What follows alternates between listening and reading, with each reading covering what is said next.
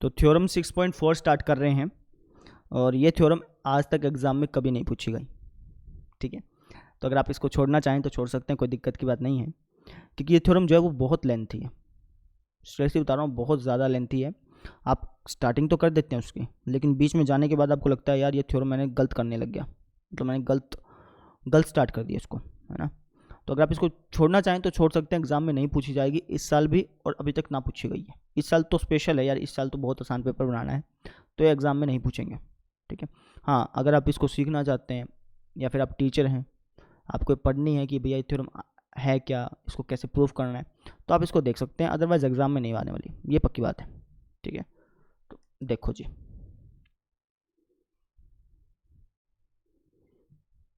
ये लीजिए आपकी थ्योरम। क्या कह रहा है कि यदि दो त्रिभुजों में एक त्रिभुज की भुजाएं दूसरे त्रिभुज की भुजाओं के समानुपाती हो तो इनके संगत कोण बराबर होते हैं, और इसलिए दोनों त्रिभुज समरूप होते हैं। मतलब क्या है कि दो त्रिभुज हैं, एक त्रिभुज है ये ABC और एक त्रिभुज है ये PQR। क्वेश्चन में क्या लिखा है कि इन दोनों त्रिभुजों की भुजाओं का रेशो बराबर है, ऐसा आपको दिया हुआ है। यानी AC PR का रेशो, BC QR का रेशो और AB PQ का रेशो, ये आपको पहले से बराबर दे दिया। आपको प्रूफ करना है कि इनके एंगल भी बराबर होंगे, यानी एंगल A बराबर होगा एंगल P के, एंगल C बराबर होगा एंगल R के, और एंगल B बराबर होगा एंगल Q के। ऐसा मुझे प्रूफ करना है, ठीक है।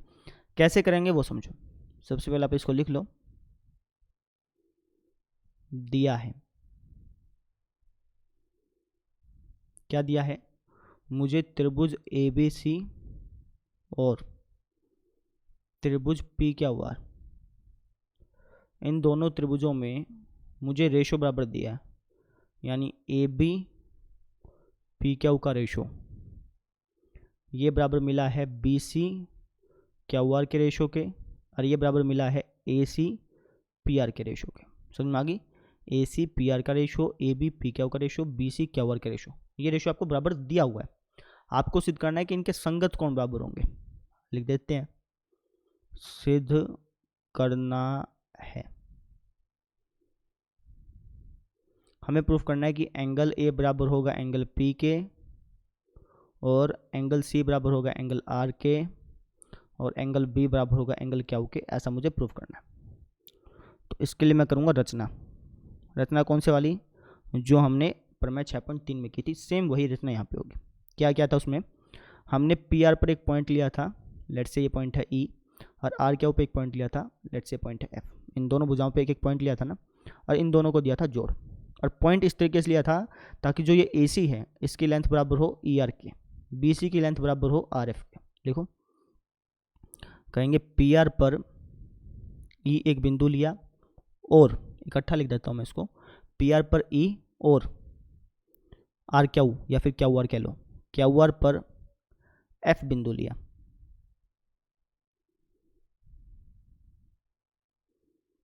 ताकि ये जो AC है ये ER के बराबर हो जाए, और BC बराबर हो जाए FR के। ठीक है जी, अब करते हैं सिद्ध। तो आपको प्रमेय 6.3 याद है, उसमें पहला स्टेप क्या था? पहला स्टेप मैंने आपको बताया था कि आपको कैसे ना कैसे करके इस त्रिभुज को सर्वांगसम करना है इस त्रिभुज के, है ना। ये पहला हमारा स्टेप था, इसमें भी यही पहला स्टेप है। आपको कैसे ना कैसे करके इस त्रिभुज और इस त्रिभुज को सर्वांगसम करना है ना। जैसे आप इनको सर्वांगसम कर दोगे ना, तो कोण अपने आप ही बराबर हो जाएंगे। मैं आपको बता दूंगा किस तरीके से होंगे, लेकिन पहला स्टेप यह है कि आपको इन दोनों त्रिभुजों को सर्वांगसम करना है। अब वीडियो को कर दो पॉज और खुद सोचो कि इन दोनों को सर्वांगसम कैसे करूं। पहले खुद सोच लो, पहले खुद सोचोगे, साथ साथ चलोगे, जैसा मैं कह रहा हूँ वैसे ऐसे करोगे तो ये थ्योरम बहुत आसानी से समझ में आएगी। वीडियो पॉज कर दो और एक खुद सोचो कि इन दोनों को सर्वांगसम कैसे प्रूफ किया जा सकता है, उसके बाद देखते हैं। करो।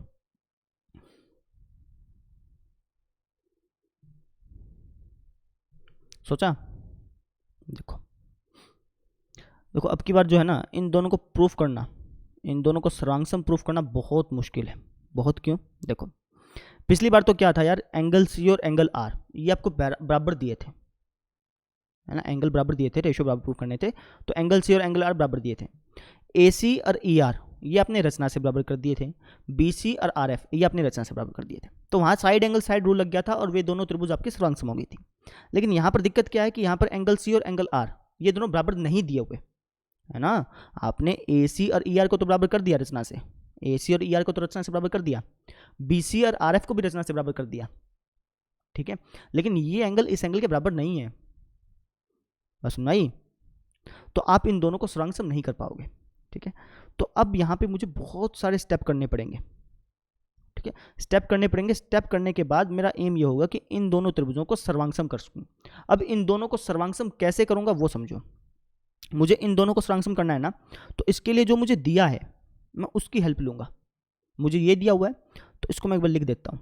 मुझे मिला हुआ है ए बी बटा पी क्यू बराबर बी सी बटा क्यू आर, और ये बराबर मिला है ए सी बटा पी आर के। ये मुझे दिया है। अब मैं इसकी हेल्प से, ये जो मुझे दिया है ना, इसकी हेल्प से इन दोनों त्रिभुजों को, छोटे छोटे जो दोनों त्रिभुज हैं, इन दोनों को सर्वांग सम सिद्ध करूंगा। कैसे वो समझो।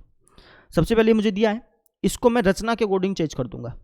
रचना में मैंने क्या माना था, रचना में मैंने ए सी को ई आर के बराबर कर दिया था, बी सी को एफ आर के बराबर कर दिया था, तो इनको यहाँ पे चेंज कर देता हूँ। कैसे, तो ए बी पी क्या तो चेंज नहीं होंगे क्योंकि किसी के बराबर किया ही नहीं मैंने रचना में, है ना। तो बी सी को चेंज कर लेते हैं क्योंकि बी सी को मैंने एफ आर के बराबर कर दिया था। तो एक काम करता हूँ, इसको तो मैं भूल जाता हूँ, इसको लिखता हूँ। बी सी को क्या लिख सकता हूँ, एफ आर लिख सकता हूँ, ठीक है। बटे में क्या है, क्यू आर बराबर ए सी को क्या लिख सकता हूँ, ई आर लिख सकता हूँ, बटे में क्या है, पी आर। रीजन लिखिएगा आप रचना से। क्या किया मैंने, जो मुझे दिया था उसको मैंने चेंज कर दिया, किसके अकॉर्डिंग, रचना के अकॉर्डिंग, ठीक है। ठीक है जी, आगे देखो। अब आपको क्या मिल गया, एफ आर बटा क्यू आर। एफ आर कहाँ गया, ये रहा, एफ आर बटा क्यू आर, ठीक है, बराबर मिल गया ई आर बटा पी आर। तो आपको थोड़ा बहुत अंदाजा लग रहा है कि यार यहाँ पर हम बीपीटी लगा सकते हैं, है कि नहीं, लगा सकते हैं ना। अगर मैं यहाँ पे बीपीटी लगा दूंगा तो इसका मतलब ई एफ पैरेलल हो जाएगी पी क्यू के। बीपीटी लगाने से ई एफ क्या हो जाएगी, पी क्यू के पैरेलल हो जाएगी। फिर उसके बाद ये वाला एंगल इस एंगल के बराबर हो जाएगा और ये वाला एंगल इस एंगल के बराबर हो जाएगा। स्टेप समझ लेना, मैं बीपीटी लगाऊंगा, उसके बाद ई एफ पैरेलल हो जाएगी पी क्यू के, उसके बाद ये वाला एंगल इस एंगल के बराबर हो जाएगा और ये वाला एंगल इस एंगल के बराबर हो जाएगा। अच्छा अच्छा अच्छा, फिर एक और चीज़ कर सकते हैं हम, क्या, अच्छा उसके बाद बताऊंगा आपको मैं, पहले इतने स्टेप कर दें। समझ में आया क्या क्या स्टेप करने हैं। आप क्या करोगे, यहाँ पे बीपीटी लगाओगे, बीपीटी लगाने के बाद ई एफ पहले हो जाएगी पी क्यू के, फिर ये वाला एंगल इस एंगल के बराबर हो जाएगा और ये वाला एंगल इस एंगल के बराबर हो जाएगा, है ना। उसके बाद के स्टेप मैं आपको थोड़ी देर बाद में बताऊंगा, पहले मैं इनको लिख लेता हूँ, ठीक है। तो कैसे करेंगे, बीपीटी कैसे लगाऊंगा।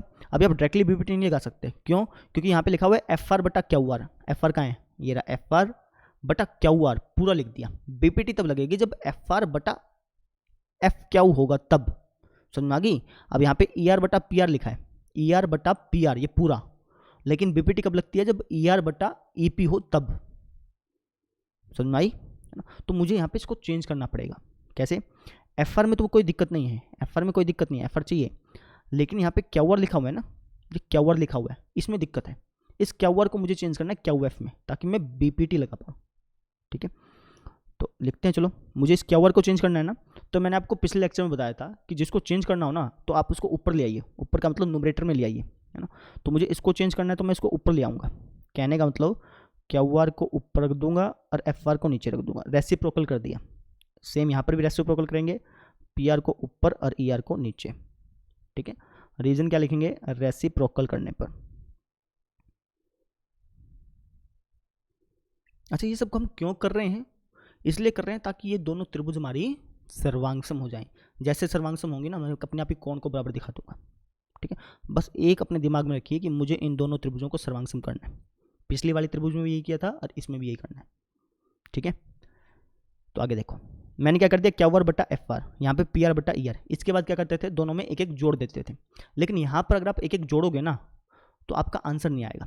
कैसे, अगर आप एक एक जोड़ोगे तो ये हो जाएगा Q R plus F R, है ना, Q R plus F R. लेकिन कुछ बना नहीं ना Q R plus F R में। ये तो क्यू आर हो गई, प्लस में एफ आर होगी, तो कुछ बनेगा नहीं। आपको एफ क्यू कब मिलेगा? जब आप दोनों में एक एक घटाएंगे तब, है ना।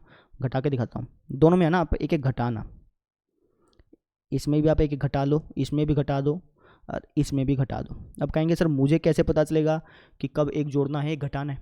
तो आप दोनों चीज़ करके देख लो, एक बार जोड़ के देख लो, जोड़ के देख लो, अगर आपका आंसर ठीक जा जाता है तब तो ठीक है, नहीं आता तो घटा के देख लो, ठीक है। Hit and trial method he use होता है, एक बार आप जोड़ के देखते हैं और कई बार आप घटा के देखते हैं। तो यहाँ पर घटा के देखेंगे तो ज़्यादा सही रहेगा, जोड़ के देखेंगे तो कुछ आएगा ही नहीं, बनेगा ही नहीं। आप जोड़ के देख लो बेशक, ठीक है। तो हमने घटा के देखा, तो रीज़न लिख देना एक एक घटाने पर, दोनों तरफ एक एक घटाने पर।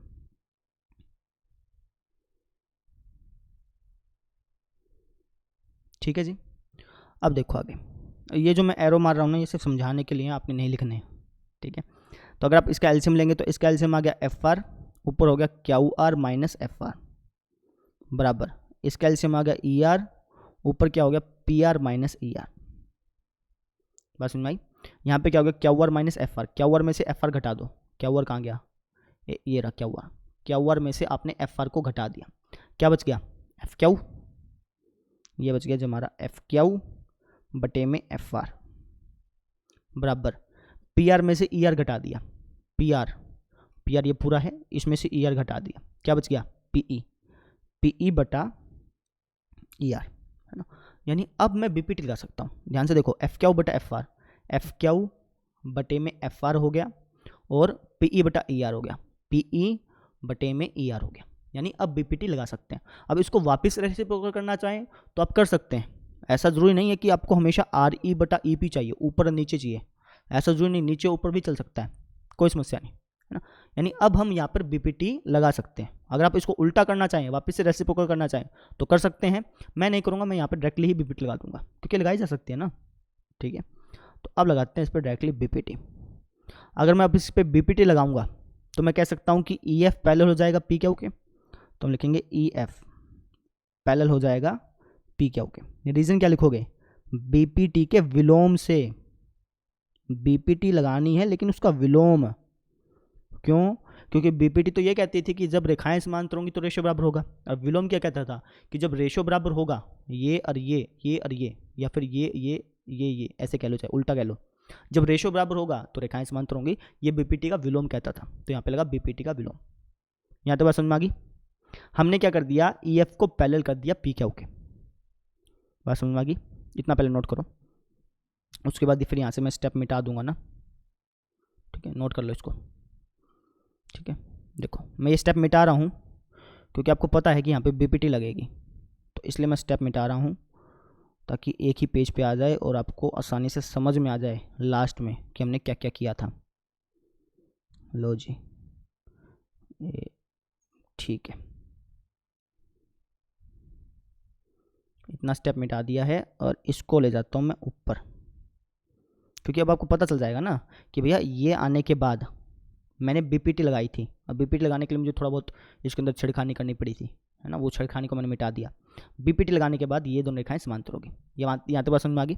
ये आपको दिया था, आपने इसको रचना से चेंज किया, रचना से चेंज करने के बाद बीपीटी लगाई, बीपीटी के लिए थोड़ा बहुत छेड़खानी करनी पड़ी, उसके बाद बीपीटी लगी और ये दोनों रेखाएं क्या हो गई? समांतर होगी। अब इससे फ़ायदा क्या होगा वो समझो।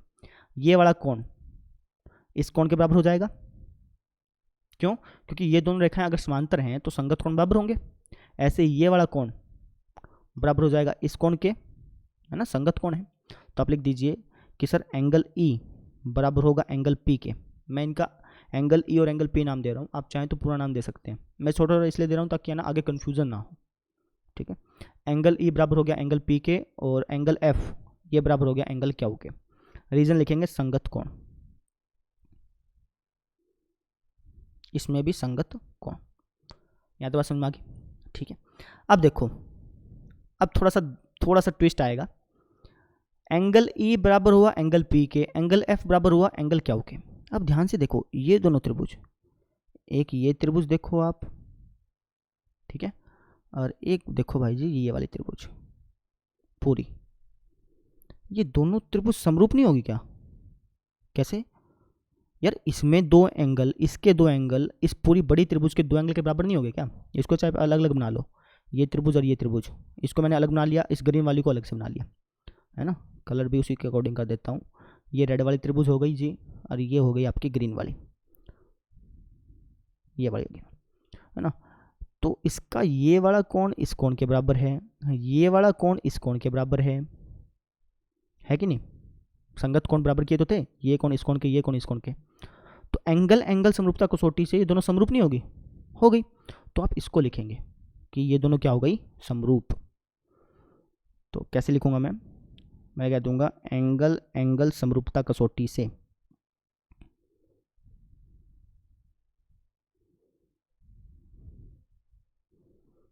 त्रिभुज REF समरूप हो गई त्रिभुज RPQ के। बात समझ में आ गई, ठीक है। अब कहेंगे सर मुझे तो यार ये दोनों त्रिभुजों को सर्वांग सम करना था, आप कहाँ पे ले आए। तो यार ये जितने भी स्टेप कर रहा हूँ ना, ये सिर्फ इसलिए कर रहा हूँ ताकि इन दोनों त्रिभुजों को सर्वांग सम कर सकूँ। अपने दिमाग में ये बात डाल लीजिए कि हमारा अल्टीमेट एम ये है कि इन दोनों त्रिभुजों को हमें सर्वांग सम करना है। समझ में आ गई। अच्छा, अब ये दोनों होगी आपकी समरूप, कौन सी, एक ये रेड वाली और एक ये ग्रीन वाली, ठीक है। समरूप होगी इसका मतलब इनकी साइड्स का रेशियो बराबर होगा, है कि नहीं। यानी RE/RP बराबर होगा EF/PQ के, ठीक है। और ये बराबर होगा RF/RQ के, ठीक है। रीजन क्या लिखोगे, समरूप त्रिभुजों की संगत भुजाएं। बात समझ में आ गई, ठीक है। अब मैं इस आकृति को कर रहा हूं थोड़ा सा छोटा ताकि एक ही पेज में सिमट जाए। अच्छा, ये छोटा नहीं हो पाएगा, चलो कोई बात नहीं, फिर नहीं होगा तो कॉपी करते हैं। इतना लिख लो पहले, इसके बाद नीचे चलेंगे। देखो जी, ठीक। अब तक हमने क्या क्या किया, रिकैप करवाएं। अब तक हमने क्या किया भाई, मुझे इस त्रिभुज को इस त्रिभुज के सर्वांग सम करना था, है ना। तो जो मुझे दिया था मैंने उसका साथ लिया, और उससे क्या हुआ, मैंने EF को पैरेलल कर दिया PQ के। पैरेलल करने के बाद ये वाला कोण इस कोण के बराबर हो गया, ये वाला कोण इस कोण के बराबर हो गया। तो ये दो त्रिभुज ली, एक ये रेड वाली और एक ये ग्रीन वाली, इन दोनों को कर दिया मैंने समरूप। समरूप करने से मुझे ये मिला, है ना। अच्छा, अब क्या करें, अब एक काम करता हूँ, मैं इसको चेंज करता हूँ रचना के अकॉर्डिंग फिर से, ठीक है। कैसे, RE/RP है, RE को कुछ और लिख सकता हूँ क्या रचना में, देखो जो मैंने आपको रचना लिखवाई ये रही, RE को आप AC लिख सकते हो, है ना। तो रचना के अकॉर्डिंग चेंज करते हैं, AC बटा यहाँ पे क्या लिखा हुआ है RP, ठीक है जी, बराबर EF को कुछ और लिख सकता हूँ, EF को तो नहीं लिख सकते, तो EF का EF लिखा रहने दो, कोई दिक्कत नहीं, ठीक है। RF को, इस RF को लिख सकता हूँ मैं BC, रचना से BC कर दिया। रीजन क्या लिखोगे, रचना से। स्टेप ध्यान में रखना, वीडियो को पॉज करके एक बार स्टेप अपने आप दिमाग में लगाओ कि और मैंने क्या क्या किया, ठीक है। तो ये कर दिया, ठीक है। अब मुझे जो दिया था उसको लिखता हूँ, मुझे क्या दिया था भाई, मुझे दिया था ये, ठीक है। तो इसको लिखते हैं, चलो डायरेक्टली कॉपी कर लेता हूँ इसको मैं, Ctrl+C, एंड अब लिखते हैं यहाँ पे इसको Ctrl+V करके। लो जी, मुझे तो ये दिया था, रीजन लिख देते हैं दिया। अब ये क्यों लिखा ये समझो, ये इसलिए लिखा ताकि मैं इनको कंपेयर करा सकूँ। जब मैं इनको कंपेयर कराऊंगा ना तो EF और BC ये दोनों बराबर हो जाएंगे। EF BC बोल दिया, कि गलत बोल दिया क्या मैंने, हाँ गलत बोल दिया। EF और AB बराबर हो जाएंगे। आपको मैं दिखाता हूँ कैसे, देखो इसको आप मान लो समीकरण 1, इसको आप मान लो समीकरण 2। समीकरण 1 व 2 की तुलना करने पर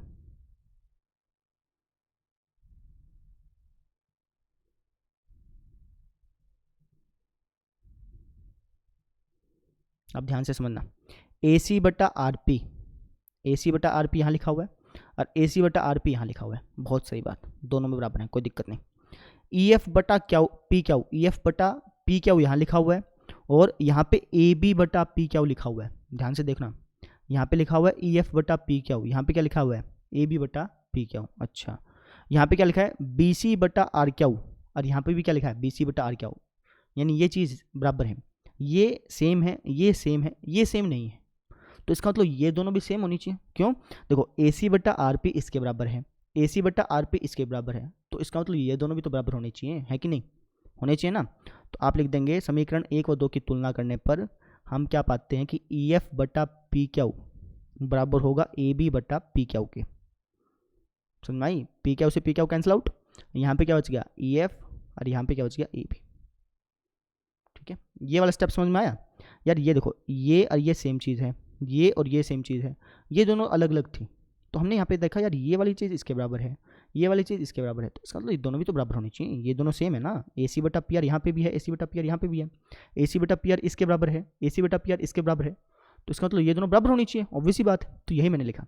अब इससे फ़ायदा क्या होगा अब समझोगे आप, जितने भी स्टेप किए ना अब आपको सब पता चलेगा कि क्यों किया। अब हमारा क्या हो गया, EF और AB बराबर हो गया। EF कहाँ है भैया? EF है ये रहा, AB है ये रहा, ये दोनों आपने क्या कर दिया, बराबर कर दिया। अब कमाल की बात देखो, AC तो ER के बराबर था ही, रचना की थी, BC RF के बराबर था ही, रचना की थी। अब आपने क्या किया, AB को EF के बराबर कर दिया, तो साइड साइड साइड से ये दोनों त्रिभुज आपकी क्या हो गई, सर्वांग सम। और मैंने कहा था कि ये हमारा सबसे पहला स्टेप है, हम यही चाहते हैं कि इन दोनों को सर्वांग सम कर सकें। आपने बहुत बड़ी कामयाबी हासिल कर ली इन दोनों को सर्वांग सम सिद्ध करके। बात समझ में आई आपके? आपने अल्टीमेटली इन दोनों को क्या कर दिया, सर्वांग सम कर दिया। पिछली बार तो ये बहुत आसानी से हो गया था, अब की बार थोड़ी ज़्यादा मेहनत लगी, है ना। अच्छा, अब आपके मन में एक डाउट हो सकता है, सर इतना ज़्यादा करने की ज़रूरत क्या थी, हम तो डायरेक्टली रचना कर लेते हैं। जैसे अपने रचना से यहाँ पे पॉइंट लिए थे, आप रचना से कह देते कि ये दोनों त्रिभुज सर्वांग सम। तो ध्यान दो, रचना से आप नहीं कह सकते, ध्यान से समझना। रचना में सिर्फ आप एक काम कर सकते हो कोई, या तो आप पॉइंट्स लोगे, है ना, ऐसी जगह पॉइंट लोगे कि ताकि ये और ये बराबर हो, ये और ये बराबर हो। ठीक है, दो काम को एक रचना में नहीं कर सकते। आप ये नहीं कर सकते कि भाई रचना से आपने पॉइंट्स भी ले लिए, रचना से आपने ये भी समांतर कर दी, है ना, रचना से आपने सर्वांग, ऐसे तो फिर आप रचना से कह दो ना कि ये दोनों त्रिभुज आपके समरूप हैं, है ना। तो ऐसे नहीं कर सकते, आप ध्यान रखिएगा। ठीक है, तो हमने क्या कर दिया, इन दोनों त्रिभुज को क्या कर दिया, समरूप कर दिया। लिख देता हूं मैं, तो साइड साइड साइड सर्वांग सम कर दिया। समरूप भी हैं, ऐसा नहीं है समरूप नहीं है, लेकिन जब शेप और साइज दोनों बराबर हो जाते हैं तो हम सर्वांग सम कहते हैं एज कम्पेयर टू समरूप। समरूप कहने की बजाय हम सर्वांग सम ज़्यादा प्रेफर करते हैं। तो हम कह साइड साइड साइड सर्वांग समता कसौटी से, सर्वांग समता नियम से, नियम कह दो, नियम से आप क्या कह सकते हैं कि त्रिभुज ABC सर्वांग सम हो गई त्रिभुज EFR के। नाम ध्यान से देना, ABC EFR के सर्वांग सम हो गई। ठीक है, वीडियो करो पॉज और खुद देखो कि हमने क्या क्या क्या क्या स्टेप किए। पहले मन में सोचो कि अच्छा ये किया था, ये किया था, ये किया था, है ना। उसके बाद आपको सारे स्टेप ध्यान में होने चाहिए। सोचो वीडियो पॉज करके। ठीक है, अब देखो आगे, आपने कर दिया इन दोनों को सर्वांग सम। ठीक है, तो अब आप स्टेप समझना आगे क्या होगा। अब ये दोनों सर्वांग सम होगी, इसका मतलब एंगल A ये बराबर हो गया एंगल E के, लेकिन एंगल E तो एंगल P के बराबर था, इसका मतलब एंगल A और P भी क्या हो जाएंगे, बराबर। समझ में आई? एंगल B ये बराबर हो गया एंगल F के, लेकिन एंगल F तो एंगल Q के बराबर था, इसका मतलब एंगल B और Q भी क्या हो जाएंगे, बराबर। बस समझ में आई? अच्छा, एंगल C एंगल R के बराबर हो गया क्योंकि दोनों सर्वांग सम है ना। ठीक है, तो यही हमें चाहिए था। आपने एंगल C को एंगल R के बराबर कर दिया, एंगल A को एंगल P के, एंगल B को एंगल Q के, और यही हमें चाहिए था, है ना। ये वाला स्टेप आप ध्यान रखना। आपने इन दोनों को समरूप किया, उसके बाद इसकी जो भुजाओं का अनुपात है वो बराबर हो गया, इसको आपने रचना के अकॉर्डिंग चेंज कर दिया, उसके बाद जो दिया था उससे कंपेयर कराया, तो फिर आपको EF और AB बराबर मिला, है ना। इसके बाद आपने ये दोनों त्रिभुजों को सर्वांग सम कर दिया। ठीक है, सर्वांग सम करने से क्या होगा, एंगल A बराबर हो गया एंगल E के, एंगल B बराबर हो गया एंगल F के। ठीक है, और एंगल C जो है ये बराबर हो गया एंगल R के। पर अब लिख दीजिएगा पर, एंगल A एंगल E के बराबर है ना, लेकिन एंगल A तो सर एंगल P के बराबर आया था, है ना। ऊपर सिद्ध किया, ऊपर सिद्ध किया लिख दो, अच्छा रहेगा ज़्यादा। अभी सिद्ध किया की बजाय लिख दो ऊपर सिद्ध किया, नहीं सॉरी मैंने गलत लिख दिया, माय मिस्टेक। ध्यान से एक मिनट, मैंने जल्दबाजी के चक्कर में, देखो एंगल A एंगल B के बराबर आ गया ना, अभी आया, लेकिन एंगल E एंगल P के बराबर था, ये हमने सिद्ध किया था। एंगल E और एंगल P बराबर था, ये सिद्ध किया था, मेरी मिस्टेक थी। ठीक है, अच्छा जी, एंगल B एंगल F के बराबर आया, लेकिन हमने एंगल F को एंगल Q के बराबर किया था। एंगल एफ को किसके बराबर किया था, एंगल क्यू के बराबर किया था। बात समझ में आई। ये तो किस लिए आए हैं, सीपीसीटी की वजह से, corresponding parts of congruent triangle, या फिर आप पूरा लिखो सर्वांगसम त्रिभुजों के संगत कोण, है ना, ऐसे लिख दो। ठीक है, ये भी सीपीसीटी, ये भी सीपीसीटी, और ये हमने ऊपर सिद्ध किया था।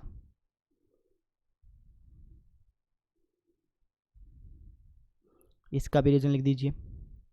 ठीक है, अब समझो, एंगल ए एंगल ई के बराबर, लेकिन एंगल ई तो एंगल पी के बराबर है, इसका मतलब ए और पी क्या होने चाहिए, बराबर।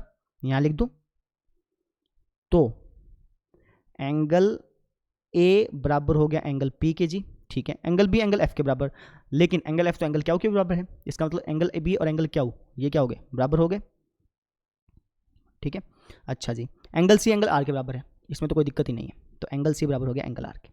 इसका मतलब हमने क्या प्रूफ कर दिया, एंगल ए एंगल ई के बराबर, एंगल बी एंगल एफ के बराबर, एंगल सी एंगल आर के बराबर, और यही हमें प्रूफ करना था, है ना। तो इसका मतलब क्या हो गया कि angle angle angle angle angle angle समरूपता कसौटी से, पढ़ा था ना पिछली बारी। आप इन दोनों त्रिभुजों को, किन दोनों को, ए बी सी को और पी क्यू आर को, दोनों को समरूप कह सकते हैं। त्रिभुज ए बी सी को समरूप कह सकते हैं त्रिभुज पी क्यू आर के। देखो, इसको मैं ना एक बार थोड़ा ब्रीफली कर रहा हूँ इसको, ताकि आपको समझ में आ जाए। हमारा पहला एम क्या था, मुझे बताओ। मैंने आपको पहला एम बताया था कि हमारा पहला एम क्या है, क्या था पहला एम। मैं आपको हिंट भी दे दिया। अब तो इन दोनों को क्या करना था, सर्वांगसम करना था। अब इसके लिए मैंने जितना भी तामझाम किया, जितनी भी खिचड़ी पकाई, वो सिर्फ इसलिए थी ताकि आप इन दोनों को क्या कर सकें, सर्वांगसम। इसके लिए मैंने क्या किया, अच्छा, इन दोनों को सर्वांगसम करने के लिए जो मुझे दिया था मैंने उसको लिखा है सबसे पहले। उसको लिखने के बाद मैंने यहाँ पर लगाई बीपीटी, बीपीटी का विलोम कह लो, बीपीटी का विलोम लगाई, उससे क्या हुआ, ई एफ पी क्यू के पहले हो गया। इसके बाद एंगल ई एंगल पी के बराबर हो गया, एंगल एफ एंगल क्यू के बराबर हो गया बीपीटी लगाने से, है ना। तो फिर हमने ली ये दोनों त्रिभुज, एक ये वाली और एक ये बड़ी वाली, इन दोनों को किया समरूप। उसके बाद रेशो आए, उस रेशो को मैंने रचना के अकॉर्डिंग चेंज किया, फिर उसको मैंने दिया जो दिया है उससे कंपेयर कराया, तुलना कराई। तुलना कराने से हुआ क्या कि एंगल ए एंगल पी के बराबर आया, मैं डायरेक्टली बता रहा हूँ आपको, एंगल ए एंगल पी के बराबर आया, एंगल बी एंगल क्यू के बराबर आया, एंगल सी एंगल आर के बराबर आया, और यही आपको प्रूफ करना था। ठीक है, इसलिए मैं आपको कह रहा था स्टार्टिंग में कि ये प्रमेय लेंथ थी। अच्छा, इसमें है ना, आपको मैं एक चीज़ बताता हूँ, इसमें है ना मैंने बहुत सारे स्टेप कम किए। कम करने का मतलब क्या है, जैसे मैंने डायरेक्टली लिख दिया साइड साइड साइड समता नियम से, आपको बताना पड़ेगा कि भाई साइड साइड साइड समता नियम किस में लगाई। लिखते थे ना त्रिभुज ए बी सी व त्रिभुज ई एफ आर में, है ना, ऐसा बताना पड़ेगा। अगर आप डायरेक्टली ऐसा लिखेंगे तब भी कोई दिक्कत नहीं है, लेकिन प्रॉपरली लिखेंगे तो और ज़्यादा बढ़िया है। यानी आप बताएंगे कि यार ये दोनों त्रिभुज ली थी, ये साइड इसके बराबर थी, ये साइड इसके बराबर थी, ये साइड इसके बराबर थी, तभी साइड साइड साइड लगाया। समझ में आ गई। जैसे मैंने यहाँ पे ट्रिपल ए लगा दिया, तो आपको बताना पड़ेगा कि मैंने ये दो त्रिभुज ली, ठीक है, फिर मैंने यहाँ पे ट्रिपल ए लगाया, इस तरीके से। अगर आप ऐसा करेंगे तो और बढ़िया है, और जैसे मैंने लिखवाया वैसा करेंगे तब भी कोई दिक्कत नहीं है। इसलिए ये तो मैंने छोटे छोटे, पता है क्या क्यों लिखे, ताकि आपको समझ में आ सके, आपको ऐसा ना लगे कि यार बहुत ज़्यादा बड़ा हो गया। अभी भी आपको बड़ा लगा होगा ये थ्योरम, है ना। तो प्रैक्टिस करने की जरूरत है। आपने ये थ्योरम देख ली, अब आप इसकी प्रैक्टिस करो। ठीक है, प्रैक्टिस करने का मतलब इसको एक बार वापस से निकालो, स्टेप ध्यान में रखो कि अच्छा ये बताया था, ये बताया था, ये बताया था। इसकी प्रैक्टिस करोगे तो आपको ये थ्योरम बहुत आसानी से आ जाएगी।